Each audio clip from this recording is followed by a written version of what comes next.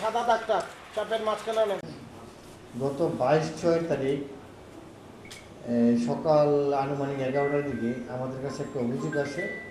এক ড্রাইভার যে 2006 মডেলের এক্স করোলা গাড়ি, সে ঢাকা থেকে ভাড়া নিয়ে এখানে নারায়ণগঞ্জ আদালত চত্বরে আসে। সে আবার ভাড়া নিয়ে চলে যাবে। তো গাড়ির তার প্রাইভেট কারটা রেখে সে চা খাওয়ার জন্য 10 মিনিটের জন্য বাইরে আসে। চা খেয়ে গিয়ে দেখে যে তার গাড়িটি আর ওই জায়গায় নেই।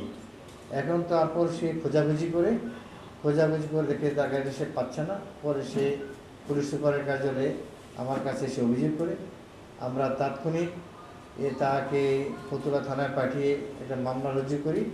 মামলা রুজু করার পরে ফতুল্লা থানার একটা চৌকস টিম এই গাড়ি উদ্ধারের জন্য কাজ শুরু করে, এবং কাজ শুরু করতে গিয়ে পুরা গাড়ির চক্র একটা উদ্ধার করেছে। যারা যারা গাড়ি চোর চক্র, তারা বিভিন্ন সময়ে গাড়ি চুরি করে থাকে এবং তারা স্বীকার করেছে বিষয়টা।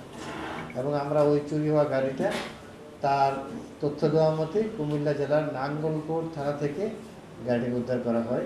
সবচেয়ে মজার বিষয় হলো এই যে ওখানে গিয়ে আরও একটা গাড়ি পায়, তারপর যে গাড়ি নিয়ে যায় তার হেফাজত থেকে আরও একটা পায়। তার মানে আমাদের কাছে চোরাই গাড়ি সহ মোট 3টা গাড়ি আছে যারা এই পূর্বে এই গাড়িগুলি চুরি করেছে।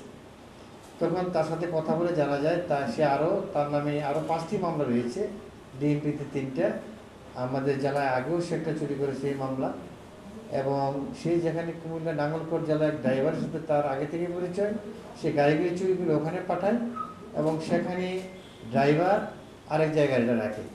কিছুদিন পরে খোঁজাখুঁজি শেষ হলে গাড়িটা বিক্রি করে। এটা পুরো একটা চক্র। আমরা পুরো চক্রটাকে ধরতে সক্ষম হয়েছি এবং তারা স্বীকার করেছে তারা বিভিন্ন সময় এই ধরনের গাড়ি চুরির সাথে জড়িত এবং তাদের নামে আরও বিভিন্ন জায়গায় মাদক মামলা রয়েছে।